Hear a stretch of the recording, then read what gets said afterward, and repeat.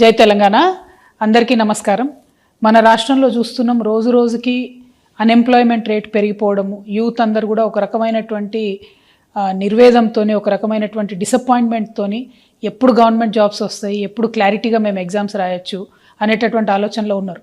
పాపం చాలామంది ఎస్పెషలీ గ్రామాలలో ఉండేటటువంటి యువమిత్రులందరూ కూడా వారి వారి కుటుంబాలను వదిలేసి, తల్లిదండ్రులను వదిలేసి, ఆ చిన్నపాటి వ్యవసాయం మీద వచ్చేటటువంటి డబ్బు తీసుకొని వచ్చి హైదరాబాద్లలో, దిల్సుఖ్ నగర్లో, అశోక్ నగర్లో, కేపీహెచ్బిలో ఇట్లా ట్రైనింగ్ సెంటర్స్లో ఉంటూ కోచింగ్ తీసుకుంటూ వాళ్ళు ప్రయత్నం చేస్తూ ఉంటారు.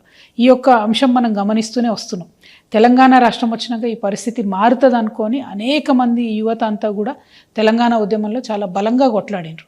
తెలంగాణ రాష్ట్రం వచ్చినాక ఏమైంది, చిన్న చిన్నపాటి ఎగ్జామ్స్ మనం వేసినాం తప్పితే మెయిన్ ఎగ్జామ్స్ కానీ లేకపోతే ఒక పద్ధతి ప్రకారం, ఒక క్రమ పద్ధతిలో ఇగో ఈ మంత్లో ఈ ఎగ్జామ్ ఉంటుంది, ఈ మంత్లో ఈ ఎగ్జామ్ ఉంటుంది, ఈ తర్వాత దీనికి ప్రిపేర్ కావచ్చు, లేకపోతే ఒకటే విద్యార్థి 3-4 పరీక్షలు రాసేటటువంటి కేపబిలిటీ ఉన్న వాళ్ళకు కూడా వాళ్ళకి అట్లా అవకాశం ఇవ్వలే. మనం ఒక్కొక్క రోజు 2 ఎగ్జాములు పెట్టడం, ప్రతిదాన్ని మేము మార్చే ప్రయత్నం చేయడం, ఇట్లా చాలా జరిగినాయి.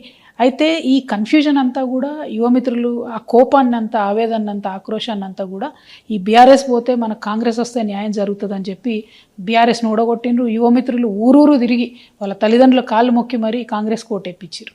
ఈ కాంగ్రెస్ వచ్చినాకనన్నా మరి జాబ్ క్యాలెండర్ వస్తుంది, ఏ నెలలో ఏ జాబ్ పడుతుంది అనే క్లారిటీ వస్తుంది అంటే అది కూడా లేదు. అయితే ఇక్కడ దారుణం ఏం జరిగిందంటే, బీఆర్ఎస్ ప్రభుత్వం ఉన్నప్పుడు స్టేట్ లెవెల్ పోస్టులలో కూడా ఏవైతే ఇంజనీర్ల పోస్టులు ఉంటాయో, సపరేట్గా ఎగ్జామ్ రాసి వాటికి క్వాలిఫై అయ్యాల్సిన పోస్టులు ఉంటాయో అట్లాంటి పోస్టులు కూడా జెన్కోలో మన బోయిన్పల్లి సరిత లాంటి వాళ్ళ కేసులో ప్లస్ ఇంకో 5-6 కేసులో మనం చూసినాం.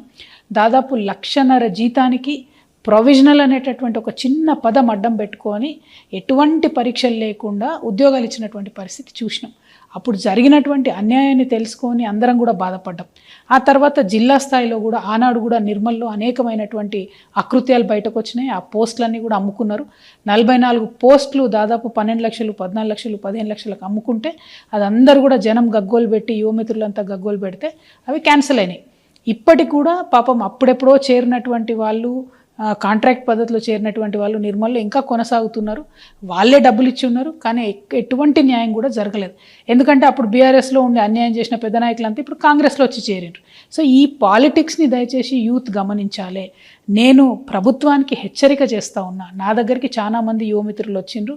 వారు భయపడుతున్నది ఏంటంటే, ఎట్లా అయితే బీఆర్ఎస్ గవర్నమెంట్లో రాష్ట్ర స్థాయి పోస్టులలో, జిల్లా స్థాయి పోస్టులలో అన్యాయం జరిగిందో, అది ట్రాన్స్కో కావచ్చు, జెన్కో కావచ్చు, ఇరిగేషన్ కావచ్చు, రెవెన్యూ కావచ్చు, అదేవిధంగా మున్సిపల్ కావచ్చు, ముఖ్యంగా మన ముఖ్యమంత్రి గారి శాఖ కావచ్చు, అన్ని జిల్లాలలో కూడా ఇప్పుడు కొన్ని పోస్టులు పడతా ఉన్నాయి. అవేంటి అంటే జూనియర్ అసిస్టెంట్లు, రికార్డ్ అసిస్టెంట్లు, ఆఫీస్ సబార్డినేట్ లాంటి ఇంకా అనేక పోస్టులు పడతా ఉన్నాయి. సో ఈ పోస్టులన్నీ కూడా ఎట్లాంటివి అంటే ఎస్సీ, ఎస్టీ, బీసీ బ్యాక్లాగ్ పోస్టులు, అంటే ఇదివరకు ఏవైతే నింపకుండా వదిలిపెట్టారో ఆ పోస్టులు, ఈ పోస్టులని. సో ఆ పోస్టులన్నింటినీ కూడా పొలిటికల్ పైరవులతోని, కొంతమంది అవినీతి అధికారుల అండతోని నింపుతున్నారు డబ్బులు తీసుకొని అనేటటువంటి ఒక ఆందోళన చాలామంది నిరుద్యోగ మిత్రులు వ్యక్తం చేస్తున్నారు. నా దగ్గరకు వచ్చి కలిసిన వాళ్ళలో నిజామాబాద్ కావచ్చు, కామారెడ్డి కావచ్చు, మహబూబ్ నగర్ కావచ్చు, కరీంనగర్, నిర్మల్, ఆదిలాబాద్, వికారాబాద్, ఇట్లా అనేక జిల్లాల నుండి యూత్ అంతా వచ్చి కూడా మాట్లాడుతున్నటువంటి సందర్భం. సో నేను ఈ ప్రభుత్వానికి ఒకటే హెచ్చరిక చేస్తూ ఉన్నా.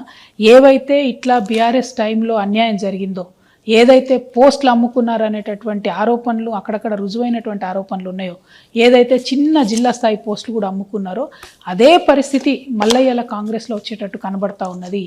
దయచేసి కళ్ళు తెరవండి, అధికారులకు స్ట్రిక్ట్ వార్నింగ్ ఇవ్వండి. నేను జిల్లా కలెక్టర్లందరినీ కూడా రిక్వెస్ట్ చేస్తూ ఉన్నా, ఈ డిపార్ట్మెంట్లో జిల్లా స్థాయి పోస్టులన్నీ కూడా మీ కలెక్టర్ల పరిధిలోనే ఉంటాయి. ప్రాపర్ ట్రాన్స్పరెంట్ రిక్రూట్మెంట్ చేయండి.